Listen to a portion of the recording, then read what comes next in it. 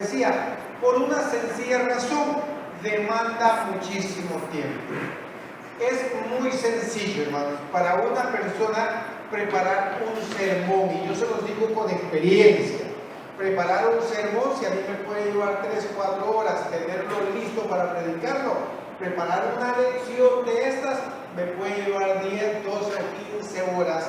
Y todavía no viene uno totalmente listo para predicar o para enseñar una lección como estas. ¿Por qué? Porque siempre van a surgir muchas dudas. Diferente, usted predica un sermón y nadie le va a contradecir lo que usted predicó si es ajustado a la palabra de Dios. Pero cuando nosotros vamos al estudio de la escatología nos damos cuenta de todas las posiciones que le mencionaba la semana anterior y que tenemos que dedicarnos un poquito más fuerte al estudio para poder desarrollar de la mejor manera posible el estudio. Hay 5 razones para estudiar escatología. 5 razones que yo las quiero enumerar una por una para que usted también lo tenga bien claro. ¿Por qué la importancia de este estudio? 5 razones. La primera de ellas, fíjese, la naturaleza humana lo requiere. Cada uno de nosotros necesitamos estudiar escatología. Requerimos como humanos estudiar escatología. ¿Qué es lo que va a pasar conmigo? Usted puede no conocer nada del Señor. Usted puede no haber nunca estado en una iglesia y no haber participado de nada de las enseñanzas bíblicas. Sin embargo, cada ser humano tiene una incertidumbre. ¿Qué va a pasar en el futuro? ¿Hay vida después de la muerte? ¿Qué es lo que va a pasar conmigo en un futuro cercano o un futuro más lejano? Por eso estos famosos agoreros y los brujos hacen dinero. ¿Sabe por qué? Porque la gente va donde ellos, porque necesitamos saber qué es lo que va a pasar mañana. ¿Usted se da cuenta hoy cuántas profecías se están levantando? Y la gente hace caso a estas profecías. ¿Por qué? Porque la naturaleza humana requiere conocer un poquito más allá del presente. Es una necesidad del ser humano estar conociendo un poquito más allá. Y entonces no es de ahora. Cuando nosotros buscamos en la palabra de Dios, nos damos cuenta que esto no comenzó ahora. La incertidumbre por saber el futuro. Cuando nosotros vamos a Daniel capítulo 2, y si alguno puede ayudarme, le voy a agradecer. Y si no me ayuda, me voy a resentir porque ayer estuvieron muy activos. Así que Daniel capítulo 2, verso 29, usted me va a leer ese pasaje. Y usted se va a dar cuenta que querer conocer el futuro no es una cuestión de hoy, es una cuestión de hace muchos años. Bien fuerte, eso sí. Perdón, doña Antonia, Jorgito, usted puede soltarme aquellos cablecitos que esto no nos deja escuchar, por favor, no está haciendo tanta calor. Gracias, Jorgito. 2:29, escuche lo que dice.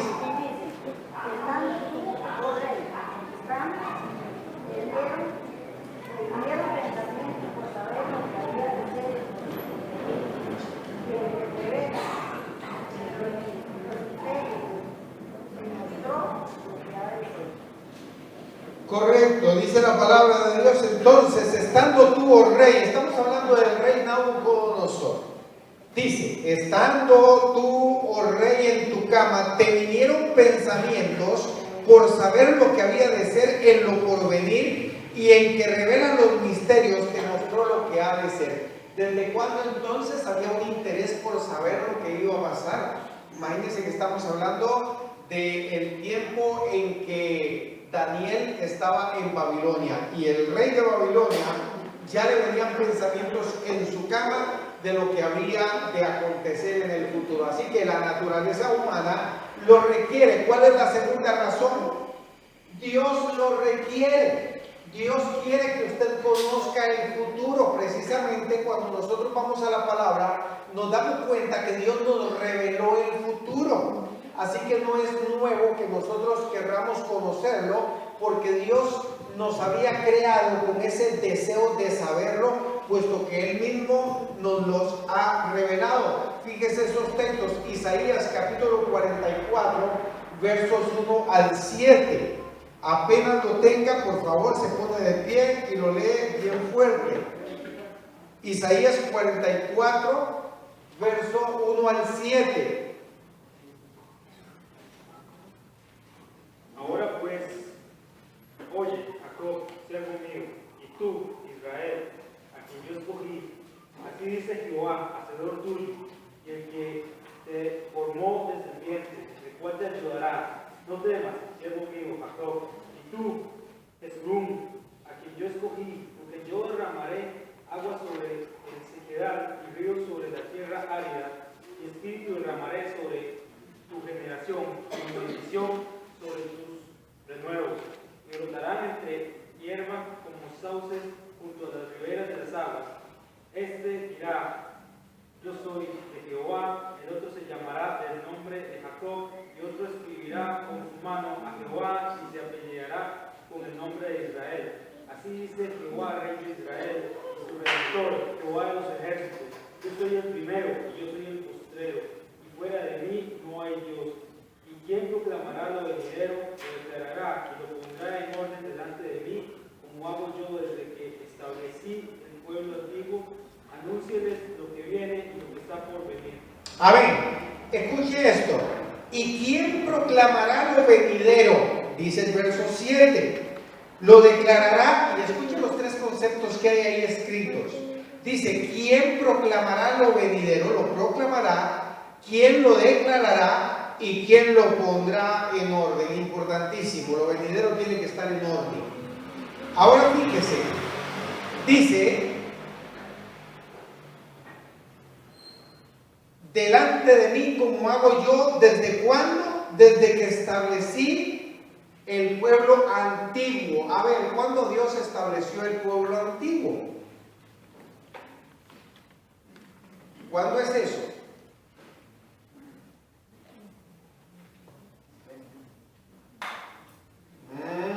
A ver.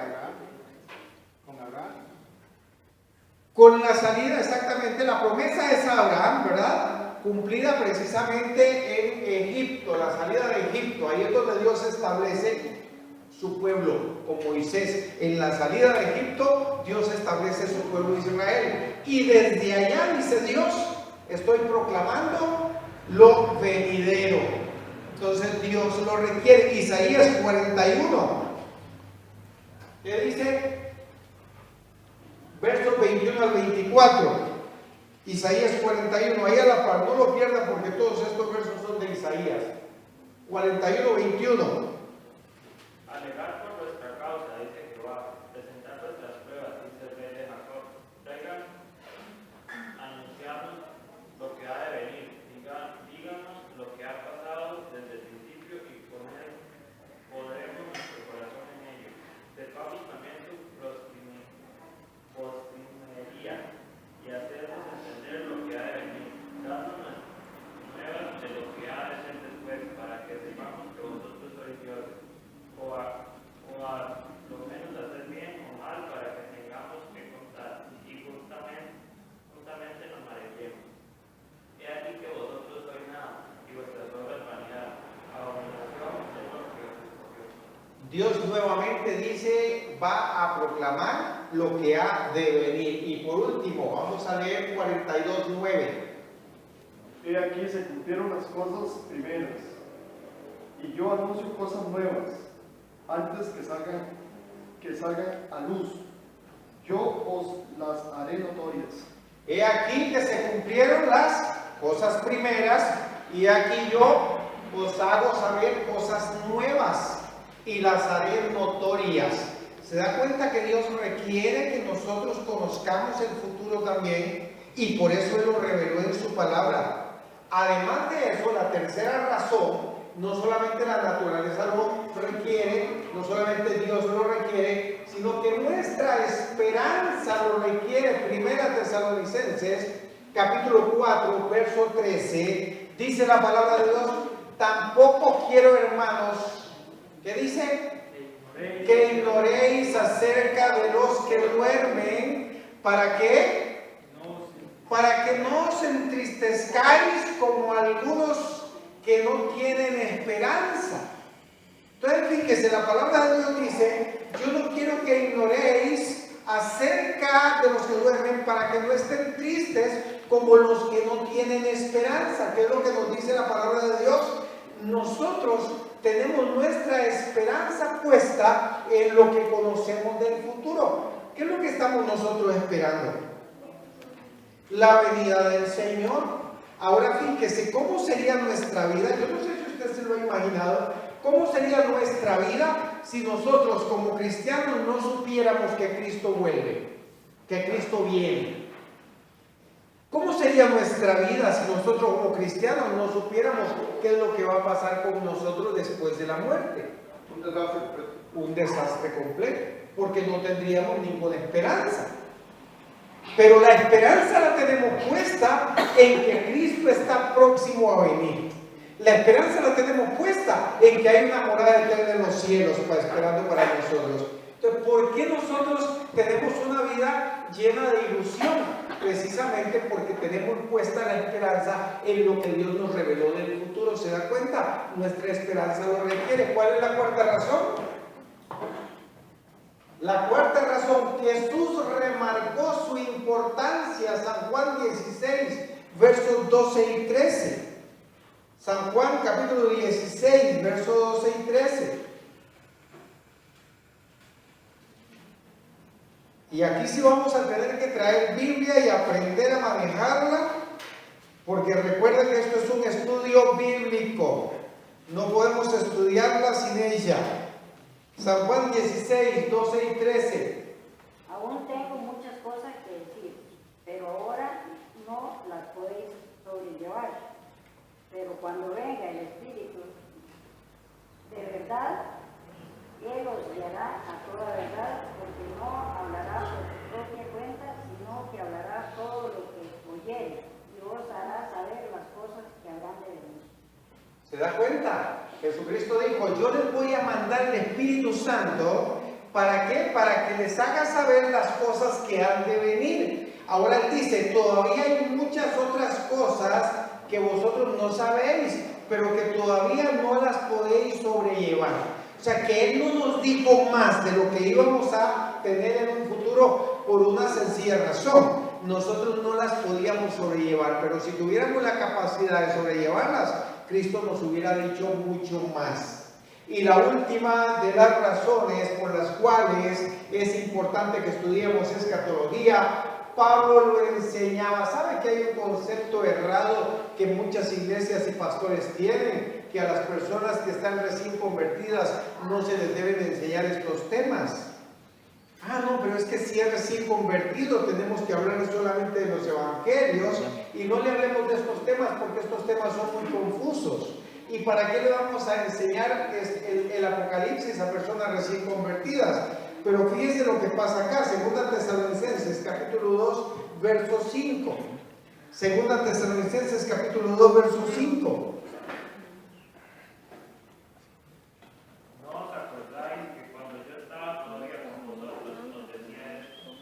¿No os acordáis que cuando yo estaba todavía con vosotros, le dice Pablo a los tesalonicenses, os decía esto? ¿Y qué es esto? Si usted ve el contexto, está hablando del anticristo, está hablando de la manifestación del anticristo, está hablando de la segunda venida. Pablo le habló esto a todos los cristianos de Tesalónica, todos los eventos del futuro, de la escatología les predicaba Pablo. ¿Y sabe cuánto tenían esas personas de convertidos? A lo sumo 3 semanas. Porque Hechos 17 fue cuando comenzó la iglesia en Tesalónica. Entonces estamos hablando de recién convertidos, de bebés espirituales, pero que estaban conociendo los eventos del futuro, porque Pablo había creído que era importante que usted conozca cuáles son los eventos del porvenir. Y lo acabamos nosotros de remarcar también, que es lo más lindo que un recién convertido quiere saber, que Él espera en el futuro. Y cuando nosotros entendemos que hemos venido a ser cristianos, no por lo que Dios nos depara en esta tierra, sino por lo que Dios nos va a deparar en el futuro, entonces vamos a estar tranquilos acá, esperanzados en qué, en lo que ha de venir, en lo que está preparado para nosotros, en lo que vamos a recibir cuando Él venga, dice la palabra de Dios. Así que es importante conocer la escatología, y estas 5 razones nos hablan de esa importancia. El punto que sigue es la responsabilidad que se me hizo el presentador. Ahí está. La responsabilidad de este estudio, ¿sabe? Es muy responsable, o tenemos que tener mucha responsabilidad ahora a la hora de estudiar escatología. ¿Cómo lo tenemos que enfrentar? De una manera devota, de una manera devota. Entonces, fíjese, aquí vamos a ver cuatro razones, no más bien 4 razones, sino 4 formas de estudiar la escatología. ¿Cómo debemos de estudiar escatología? Número 1, lo debemos de estudiar en intimidad con Dios. No es una materia sencilla, les decía al principio. Es una materia que tenemos que tener intimidad con Dios, hacernos amigos de Dios para poder estudiar esta materia. Isaías 41, verso 8. Hace un ratito estuvimos ahí en Isaías 41, verso 8. Pero tú, Israel, siervo mío, eres tú, Jacob, a quien yo escogí, descendencia de Abraham, mi amigo. De Abraham, mi amigo. ¿Se da cuenta? Abraham era amigo de Dios. Ahora, por favor, veamos lo que dice Dios de Abraham en Génesis capítulo 18, versos 17 y 18. Génesis capítulo 18.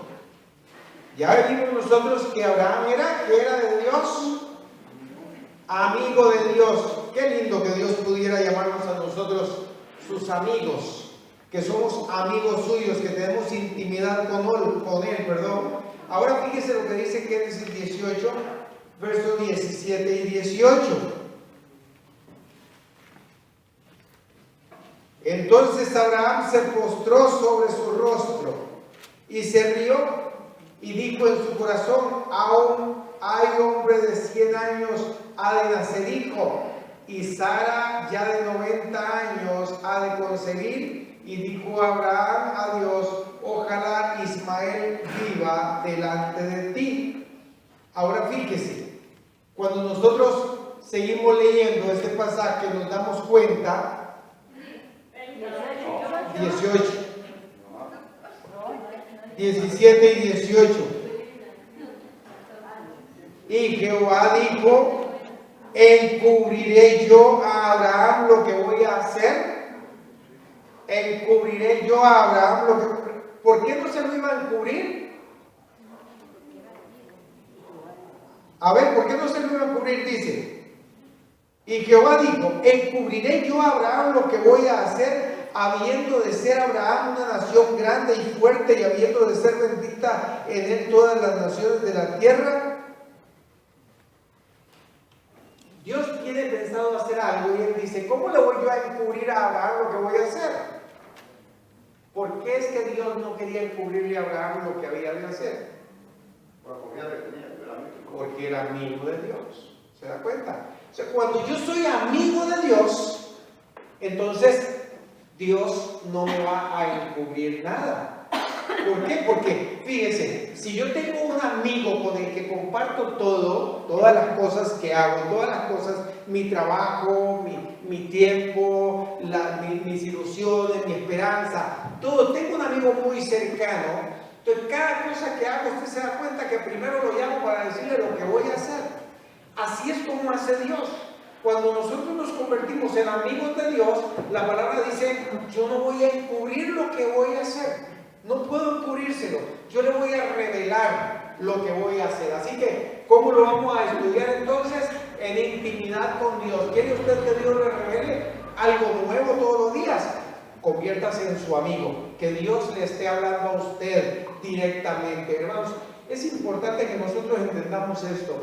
Usted puede venir acá, sentarse y escuchar un mensaje, escuchar un estudio bíblico y recibir solo lo que está recibiendo de parte del que está exponiendo. Pero es importante que usted tenga un tiempo en intimidad con Dios, un tiempo de amistad con Dios para que Él te pueda revelar, para que Él te pueda dar por certero lo que usted está recibiendo. Dios nos habla a nosotros directamente, porque si no, hermanos, se nos hace una confusión tremenda. Usted viene acá, escucha una cosa, se va para otro lado, escucha otra, pone la televisión, escucha otra, y por todos lados usted va a escuchar cosas diferentes. Usted necesita tener intimidad con Dios para que Dios te hable directamente, para que usted diga, no, esto es lo que Dios me está diciendo. ¿Sabe qué es lo lindo de eso? Que usted siente paz. Cuando yo empiezo a preparar esto y escucho un estudio y escucho otro y escucho otro y escucho otro y ya la cabeza empieza a darme vueltas, llega un momento en que usted siente paz en su corazón. Usted dice, esto yo lo puedo exponer, aquí siento paz, aquí siento tranquilidad, porque siento que Dios a través de siervos me está revelando lo que tengo que exponer o lo que tengo que creer, dependiendo de lo que Dios me ha dado. Así que lo tengo que hacer en intimidad, lo tengo que hacer además de en intimidad. ¿Cómo debo de hacerlo? En expectativa. ¿Qué Dios me quiere revelar? Hermanos, no solamente es lo que usted escucha, es estudiarlo. Acá va a quedar el material. Si usted me da un correo electrónico, yo le paso material para que usted empiece a estudiarlo también. Y Dios le va revelando cosas nuevas. Recuerde, lo acabamos de ver hace un ratito. Dios requiere que usted conozca cosas nuevas. Cuando usted pasa ese tiempo de intimidad con Dios, Dios empieza a revelarle a usted cosas nuevas. Así que no solamente lo que usted escucha, usted va, comienza y Dios empieza a revelarle. Así que tiene que ser con expectativa, porque Dios nos va a revelar sus planes. Amós capítulo 3, verso 7. Dice la palabra de Dios, el primero que llegue me lo lee. Amós capítulo 3, verso 7. Porque no hará nada Jehová el Señor sin que revele su secreto a sus siervos los profetas. ¿Qué dice? Porque no hará nada Jehová el Señor sin qué? Sin que revele sus secretos. ¿A quiénes? A sus siervos, los profetas. ¿Sabe quiénes son los profetas hoy día? Usted y yo somos los profetas de Dios. Cada vez que abrimos la palabra de Dios para proclamar la verdad de Dios, estamos profetizando palabra de Dios. Así que Dios no va a hacer ni nada en secreto, Él lo va a revelar. Además de hacerlo con expectativa, ¿cómo lo tenemos que hacer? Lo vamos a hacer en reverencia. En reverencia. Isaías capítulo 66 dice, el que mira y el que tiembla. No tengo la cita ahí, pero es en Isaías 66, dice que delante de Dios temblaba. Hay una reverencia, no podemos tomarlo a la ligera, no podemos tomarlo livianamente. Esta es la revelación del corazón de Dios para nosotros, y por eso tenemos que tomarlo con reverencia, y además tenemos que tomarlo en santidad. Ahora fíjese entonces cómo es la responsabilidad de este estudio. Lo tomamos en intimidad con Dios, lo tomamos con una expectativa que Dios me va a revelar, lo tomamos en reverencia. Debemos temblar cuando abrimos la palabra de Dios para que Dios nos hable, y además lo vamos a tomar en santidad. Daniel capítulo 1, verso 8 dice la palabra de Dios, Daniel propuso en su corazón no contaminarse con la comida del rey, ni con el vino que él bebía. Hermano, era un jovencito de unos 17 años, Daniel, cuando propuso en su corazón no contaminarse, mantenerse santo. Eso es lo que Daniel quería. Yo me voy a mantener en santidad. Ojalá hoy tuviéramos siervos y fuéramos siervos como Daniel, que propongamos en nuestro corazón no contaminarnos con la comida que el mundo nos ofrece, y mantenernos puros, mantenernos santos, mantenernos, como dice la palabra de Dios acá, en santidad, purificados para Él, apartados para Él. Así que la responsabilidad de este estudio es bastante grande, ¿cierto? Siguiente punto. Riesgos al estudiar la escatología. ¿Qué debemos evitar al estudiar escatología? Hay algunos riesgos que se toman. Hay algunas cosas que debemos evitar cuando vamos a estudiar escatología. Específicamente, 3 cosas vamos a tratar de evitar. Número 1, la curiosidad.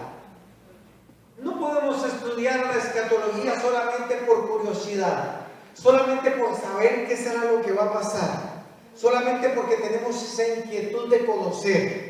No, definitivamente no. La palabra de Dios nos dice en Hechos 17 que los griegos, cuando vieron llegar a Pablo, lo pasaron directamente a que les enseñara, no porque querían conocer a Dios, sino porque querían conocer algo nuevo. Recuerda que ellos le tenían un altar a cada uno de los dioses, y por si acaso había uno que decía al Dios no conocido en Atenas, ellos querían conocer, pero no tenían ninguna expectativa de lo que Dios quería revelarles o de conocer al Dios que revelaba los misterios.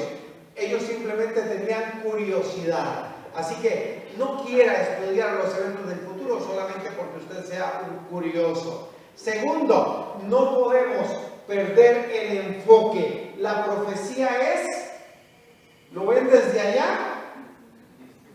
Cristocéntrico. La profecía es cristocéntrica. Apocalipsis capítulo 19, verso 10 dice, Cristo es el espíritu de la profecía. ¿De quién fue la primera profecía entonces? De Cristo Jesús. ¿De quién son todas las profecías que están en el medio? Sobre Cristo Jesús. ¿Y de quién son las últimas profecías? Sobre Cristo Jesús. Las profecías bíblicas son sobre Cristo. No podemos perder el enfoque a la hora de conocer la profecía. Lo que queremos conocer es conocer a Cristo Jesús. Saber qué es lo que Dios nos va a revelar de Cristo. Nos anunció su nacimiento, nos anunció su muerte proféticamente, nos anunció su resurrección, nos anunció también su venida en 2 etapas y nos anuncia también su reino. Así que no podemos perder el enfoque. Cuando vamos a estudiar escatología, entendamos que vamos a estudiarlo para conocer más a fondo ¿a quién? A Cristo Jesús. Y tercero, no podemos tener prejuicios o preconceptos. Estudiémosla tal como es. ¿Qué significa tener prejuicios? Llegar a la palabra de Dios, a estudiar una profecía, pero teniendo un prejuicio ya establecido. Y entonces la palabra de Dios me quiere revelar algo, yo digo, no, es que eso no es así, porque yo creo que tiene que ser de esta manera. ¿Se da cuenta? Pues yo cuando voy a estudiar profecía, no tiene que haber una manera de prejuicio o preconcepto, no. Dios quiere revelarme. ¿Qué es lo que quiere Dios revelarme? Así que tenemos que tratar de evitar esos riesgos. Y punto número 4. Punto número 4. Se me perdió el presentador. Los resultados del estudio. Los resultados del estudio. Tiene que tener resultados. No vamos a pasar aquí 6, 7, 8 meses, un año estudiando escatología para que no nos dé ningún resultado. ¿Cuál sería? Llenar el espacio de los viernes. No puede ser. Estudiar escatología va a traer resultados. Y mira el primer resultado que tiene que traer el estudio de la escatología. ¿Cuál es? Tiene que impactar mi vida. Cada vez que nosotros abrimos la palabra de Dios, va a impactar mi vida. Algo tiene que pasar en nosotros, hermano. Nunca permita que el estudio de la palabra de Dios pase como por encima suyo. Tiene que entrar a su corazón. Y la palabra de Dios hace un efecto positivo en su corazón. Dice la palabra de Dios, Salmo 119, 105. Lámpara es a mis pies tu palabra y una lumbrera en mi camino. Se da cuenta que cuando la palabra de Dios viene en nuestro corazón nos alumbra el camino. Hay un efecto. Salmo 119, 111. En mi corazón he guardado tus dichos para no pecar contra ti. Cuando la palabra de Dios llega en mi corazón, entonces no peco contra Dios, porque hay un efecto que hace la palabra de Dios. Conocer la escatología tiene que impactar mi vida, tiene que pasar algo en nosotros. Dice la palabra de Dios que Ezequiel, a los 30 años, Ezequiel era un muchacho amargado, y él mismo lo menciona así. Dice, en mi amargura de espíritu llegó Ezequiel. ¿Sabe por qué estaba amargado? Ezequiel a los 30 años debía de comenzar su sacerdocio, pero en vez de comenzar su sacerdocio está siendo esclavo en Babilonia. Tenía una amargura terrible, pero la palabra de Dios nos enseña que aunque él vino en amargura de espíritu, Dios comienza a tratar con Ezequiel. Ezequiel capítulo 3, versos 1 al 4. Dios comienza a tratar con la amargura de Ezequiel y trata de la misma manera que con Juan en Apocalipsis. ¿Sabe cómo? Les hizo comer, literalmente dice, les hizo comer un librito.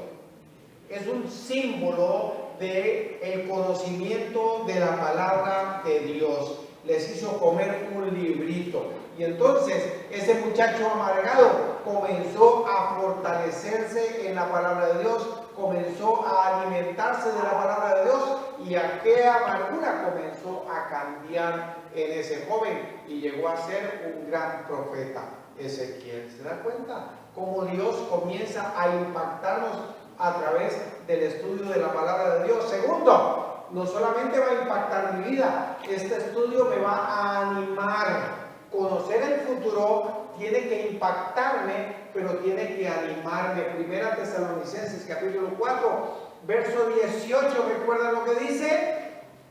Alentaos los unos a los otros con estas palabras. ¿Con cuáles palabras?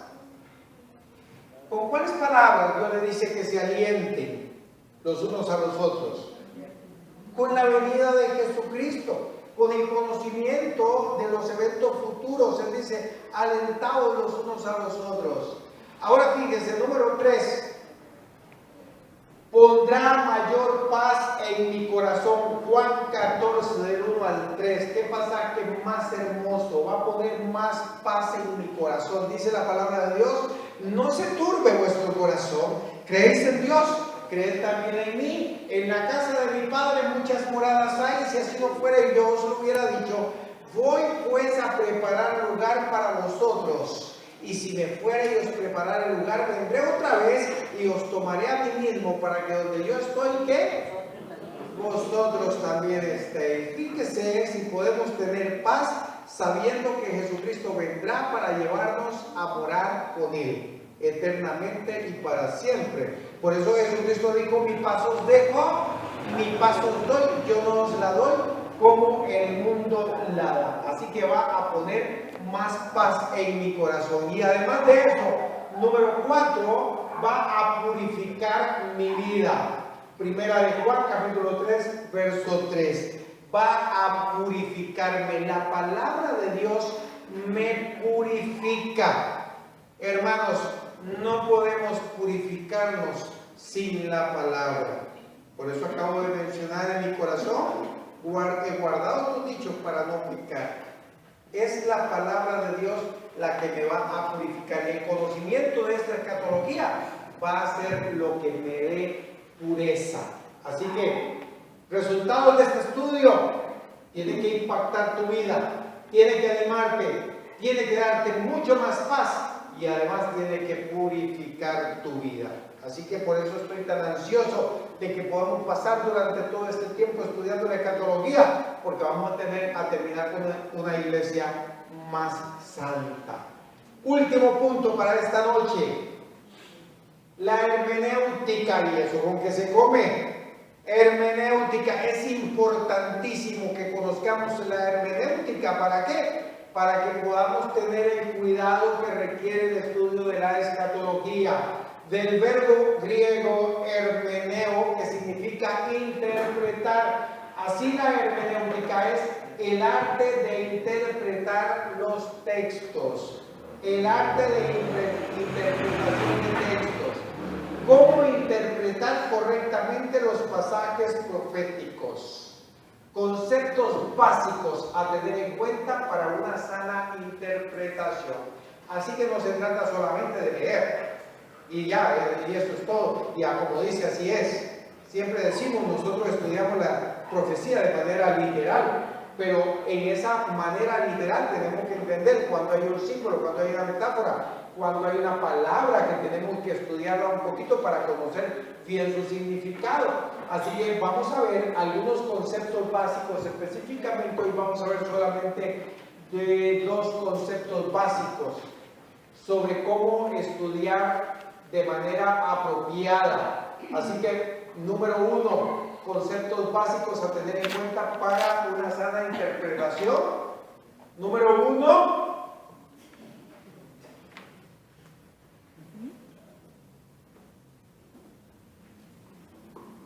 cómo interpretar correctamente los pasajes. Ya lo vimos, ¿qué se me hizo? Interpretar correctamente las palabras. Así, ¿cómo vamos a interpretar correctamente los pasajes proféticos? Interpretar correctamente las palabras. ¿Esto qué significa? Tenemos que cuidar de asignarles el significado y el uso común del momento y del lugar en que fueron escritas. Tenemos que tener ese cuidado en las palabras, el uso común y el momento y el lugar en que estas palabras fueron escritas. Por ejemplo, vamos a ver algunos ejemplos. Día de Jehová. Cuando la palabra de Dios se refiere al día de Jehová, ¿realmente a qué se refiere? ¿A qué? El día de Jehová. Vamos a ver. El día de Jehová, no, lo que quiero que entendamos es que el día de Jehová no es un día. El día de Jehová es un periodo de tiempo. Por eso, entonces, ¿qué es lo que vamos nosotros a cuidar de asignarles el significado y el uso común del momento y del lugar en que fueron escritas? El día de Jehová en realidad es un periodo de tiempo en donde Dios va a derramar sus juicios sobre las naciones. Entonces yo no puedo pensar en el día de Jehová que empieza a las 6 de la mañana y termina a las 12 de la noche. Es un periodo de tiempo, por eso es que digo, tenemos que tener cuidado de asignarles el significado cuando estamos estudiando profecía. Es el tiempo de la tribulación, de manera que no podemos nosotros atribuirle solamente las 24 horas. Cuando nosotros vemos en Mateo 24, la palabra de Dios nos enseña la tribulación, y la semana pasada lo estudiamos un poquito. Recuerda que hablamos de tribulación, ¿verdad? Cuando nosotros vemos la palabra tribulación, ¿qué significa tribulación? Pero recuerda la semana anterior, tribulación. Cuando yo veo tribulación, lo que estamos viviendo nosotros hoy día. O sea, tribulación yo se lo asigno a la iglesia. Perfecto, ¿entiende? ¿Por qué tenemos que tener ese cuidado? Si veo que hay tribulación, yo se lo puedo atribuir a la iglesia, pero si la palabra dice la gran tribulación, ¿se lo puedo atribuir a la iglesia? No, ya no. Entonces por eso digo que tenemos que tener el cuidado del significado también. Además de eso, tenemos que tener mucho cuidado con la palabra semanas. Todavía no, ahí arriba todavía tenemos que tener cuidado con la palabra semanas. ¿Por qué tenemos que tener cuidado? Porque proféticamente, ¿de qué estamos hablando cuando hablamos de semanas? Semanas de años. En realidad la palabra semanas, en el hebreo en que está escrita, lo que significa es un conjunto de 7. Entonces, no es una semana de lunes a viernes. Semanas, un conjunto de 7. Y proféticamente nos damos cuenta que semanas lo que significa son periodos de 7 años. Por eso cuando estudiamos Daniel en el capítulo 9, las 70 semanas, podemos entender que son 70 periodos de 7 años. Así tenemos que tener ese cuidado. Israel y la iglesia, cuando hablamos de Israel y la iglesia, no debemos confundir estos dos pueblos, hermanos.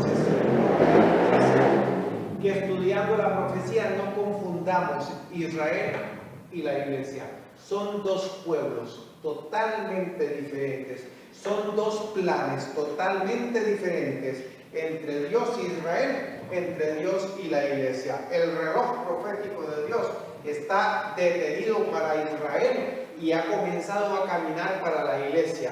Uno de estos días Dios se llevará su iglesia y ese reloj comenzará a seguir caminando con la semana 70 de Daniel, y eso lo vamos a estudiar en el postrero de este estudio, pero nos vamos a dar cuenta que son dos palabras que no podemos confundirlas. A veces nosotros las confundimos, a veces estudiamos y escuchamos a personas predicando y hablan de Sion como algo celestial y algo muy lindo y para la iglesia, y en realidad cuando la palabra de Dios menciona Sion es un cerro que está ahí en Israel, en Jerusalén, y de ahí nadie lo va a mover. Eso es algo que es exclusivo para Israel.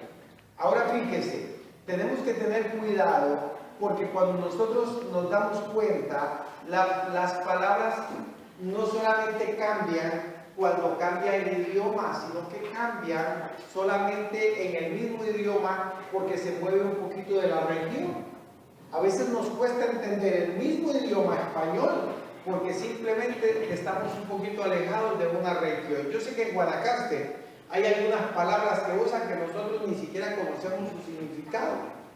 Y ahora si vamos a Nicaragua nos damos cuenta que en Nicaragua hay otras palabras, es el mismo idioma, pero otras palabras que tenemos que aprenderlas porque tienen otro significado y llaman las cosas de diferente manera. Por eso es importante que tengamos cuidado con las palabras. Ahora, si es diferente las palabras entre nosotros y los nicaragüenses, entre nosotros y los panameños, que estamos tan cerca y en la misma época de tiempo, ahora imagínense el cuidado que tenemos que tener cuando acá estamos hablando de que la Biblia fue escrita en 3 idiomas y además de los idiomas por diferentes épocas de la historia con una diferencia de 1500 años. Por eso tenemos una cosa importantísima que olvidaba decirles: tenemos que tener una buena traducción. Una buena traducción. Yo recomiendo la traducción Reina Valera 1960. A veces nosotros queremos usarla, Dios habla hoy, porque es que el lenguaje es más sencillo. Tenemos que tener cuidado. Muchas veces se va a disipar mucho el significado, porque entonces se le da una traducción más a lo que nosotros conocemos hoy día. 1960, la Reina Valera, es por lo menos, no que sea perfecta, pero sí una de las mejores traducciones que para nosotros debemos usar. Y por último, no solamente es interpretar correctamente las palabras, sino interpretar el contexto. ¿Qué significa esto? Debemos de considerar los versículos anteriores y posteriores y el libro en que están escritos. Interpretar el contexto. En realidad vamos a ver siete conceptos para interpretar correctamente los pasajes proféticos, pero hoy vamos a ver nada más estos 2. Interpretar el contexto, considerar versículos anteriores y posteriores y el libro en que están escritos. ¿Sabe por qué? Porque muchas veces nosotros escuchamos, si usted busca en la internet y usted busca contradicciones bíblicas, usted se va a encontrar con gente que ha subido 100 contradicciones de la Biblia, 150 contradicciones bíblicas, 200 contradicciones bíblicas, y usted se pone a revisar esas contradicciones famosas de estas personas y usted lo único que se da cuenta es que son personas que no tienen ni la más remota idea de cómo estudiar la palabra de Dios, porque no hay tal contradicción, simplemente que no tuvieron el cuidado de interpretar el contexto. Por ejemplo, quiero que veamos un ejemplo solamente. Romanos capítulo 9, verso 18. Escuche esto, para que tenga una idea nada más de por qué tenemos que tener ese cuidado. Romanos capítulo 9, verso 18.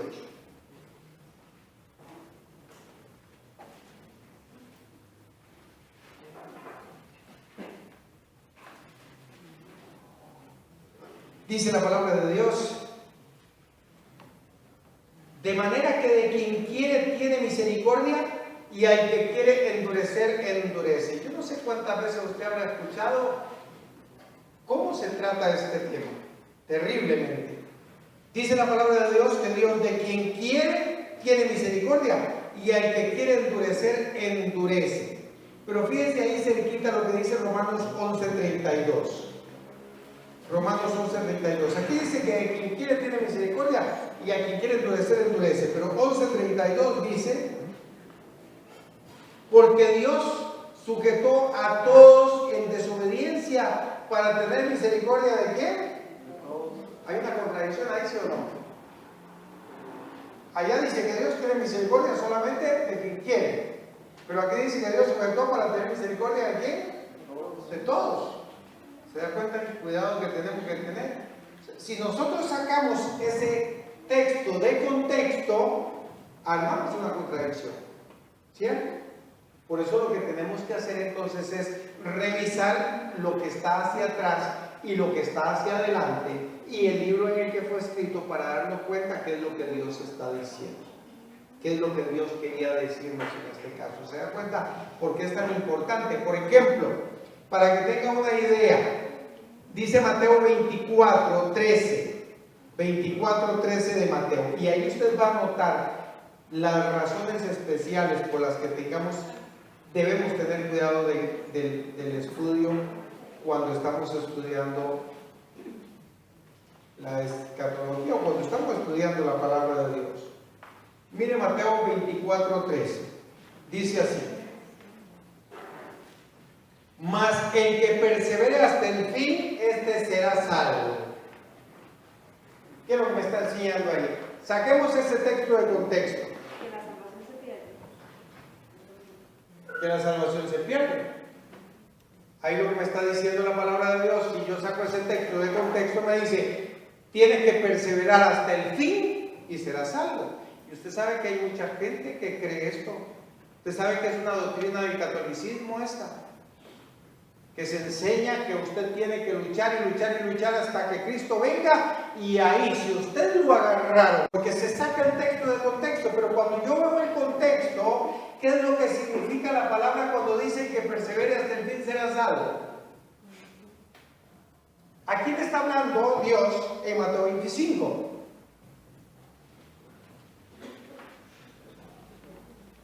¿A quién le habla Dios en Mateo 24 y 25?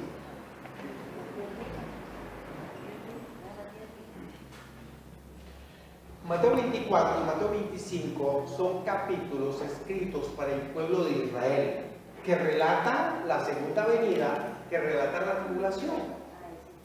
Entonces, cuando Dios dice, el que persevere hasta el fin, ese será salvo, le está hablando a los que están en la tribulación y que van a tener que perseverar hasta el fin. No le está hablando a la iglesia, ¿se da cuenta? Ahora fíjense, un ejemplo más. Primera de Timoteo capítulo 2 verso 15. Habla de la mujer y dice, ¿cómo se salvará la mujer? Se salvará la mujer engendrando hijos. ¿Ah?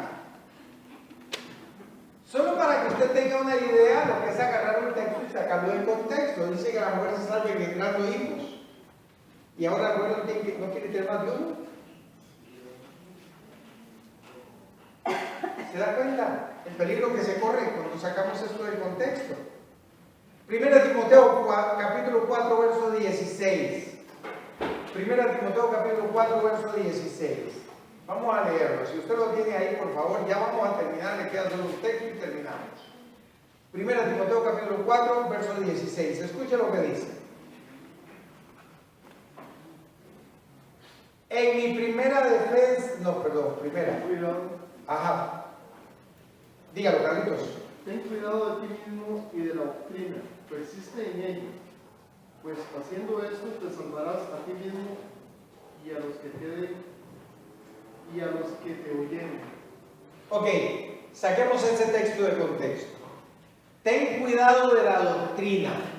¿Qué? Y haciendo esto, te salvarás a ti mismo y a quienes y a los que te oyen. A ver, explíqueme en eso. Yo no puedo salvar a otros. Que si yo tengo cuidado de la doctrina, me salvo y salvo además a quienes y los salvo a ustedes. Pero ¿qué es lo que el contexto me dice? Me está hablando de los errores doctrinales. Entonces lo que Dios me está diciendo es, tenga cuidado de la doctrina, porque si tienes cuidado de la doctrina, te vas a salvar a ti mismo ¿de qué? Del error. Y vas a salvar a los que te oyen del error. Y es lo que estamos haciendo precisamente. Tengo cuidado de la doctrina para yo salvarme del error y para que ustedes sean salvos del error, no salvos de la salvación que tenemos a través de Cristo Jesús. ¿Se da cuenta?